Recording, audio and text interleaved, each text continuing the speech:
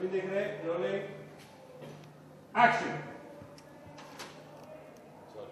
एक बात अच्छे से रोलिंग एक बात अच्छे से समझ लो। एक्शन। एक बात अच्छे से समझ लो कि अनामिका मुझसे मेरे प्यार से इस तरह का बर्ताव नहीं कर सकती।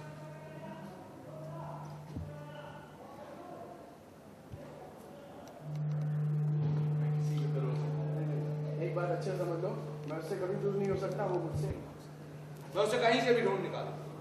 लेकिन सर, मुझे सच में कुछ नहीं पता कि अनामिका मैम कहाँ गई है। बस थक गया हूं मैं अनामिका के इस बर्ताव से। अब उसे आखिरी बार फैसला कि उसे अपना प्यार निभाना है या नहीं।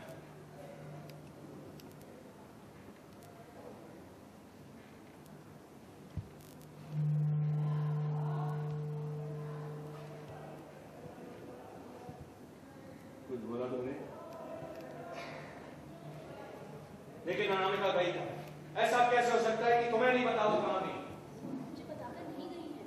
हमेशा तो अनामिका तुम्हें बताकर जाती है, तो फिर आज क्यों नहीं बताकर गई? सर सामने आया। हेलो अनामिका, तुम कहां हो? हाँ बोलिए सर। करे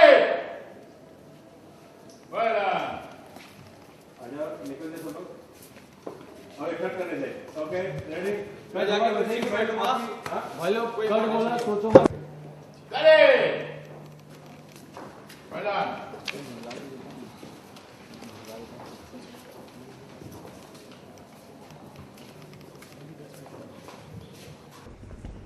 आज के सीक्वेंस में क्या चल रहा है?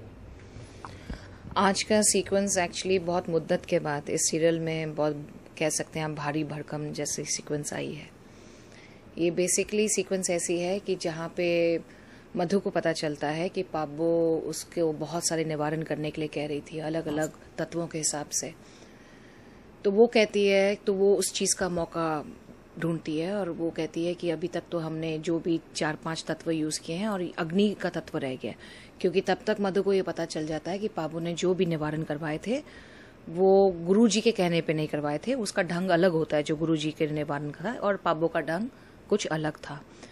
तो उसको पता चलता है, तो फिर वो जान के ये पूरा निवारण का कार्य बनाती है और वो पाब्बो को कहती है कि आप चलिए, आप भी मेरे साथ कीजिए, क्योंकि मुझे क्या करना है, मुझे अपने हाथ अग्नि के ऊपर रखने हैं और मेरा हाथ जब जल जाएगा और फिर जब नई चमड़ी आएगी तो उससे निवारण जो है वो पूरा होगा और मेरे सारे दोष चले जाएंगे। तो लेकिन उन्होंने कहा है कि एक माँ जो है वो भी साथ में करे, तो इसलिए वो आग में वो पाब्बो का भी हाथ डालने की कोशिश करती है। मधु को बहुत गुस्सा है, बहुत कुछ बोल रही है, ये सब क्या बात हो रही है? वो इसलिए क्योंकि पाब्बो बहुत नाराज होती है। पाब्बो जो मधु की चाल है वो पाब्बो समझ जाती है, तो इसलिए पाब्बो बहुत नाराज हो जाती है। तो वो कहती है कि क्या मतलब तुम क्या करना चाह रही हो। तो पाब्बो भी समझ रही है कि उसके मन में क्या है और मधु भी समझ चुकी है कि पाब्बो के मन में है। तो ये जो सीक्वेंस है बेसिकली ये लीड करती है कि जहाँ पे अब दोनों एक दूसरे को कन्फ्रंट करेंगे और दोनों आमने सामने आ गए। अब मधु को भी पता है कि पाब्बो क्या चाहती है और पाब्बो को भी पता है कि मधु को पता चल गया है और आइंदा अब कन्फ्रंटेशन जो है वो एकदम आमने सामने की होगी। तो पाब्बो का षड्यंत्र कहाँ तक पहुँचा है मधु के लिए? क्या चीज? पाब्बो का जो षड्यंत्र है वो कहाँ तक पहुँचा मधु के लिए? वो तो चलता ही रहेगा, क्योंकि जैसे पाब्बो जी के गुरुजी ने कहा था कि वो ऋषभ की जिंदगी के लिए ठीक नहीं है क्योंकि उसके नक्षत्र बहुत खराब हैं। तो क्या आप सोचते हैं कि एक माँ जो है वो अपने बेटे को ऐसे मरने देगी जिसके नक्षत्र खराब हैं, क्योंकि वो उन चीज़ों में मानती है। तो उस वजह से ही पाब्बो पूरी कोशिश कर रही है कि ऋषभ की जिंदगी से चली जाए और वो अंत तक तो कोशिश करेगी है।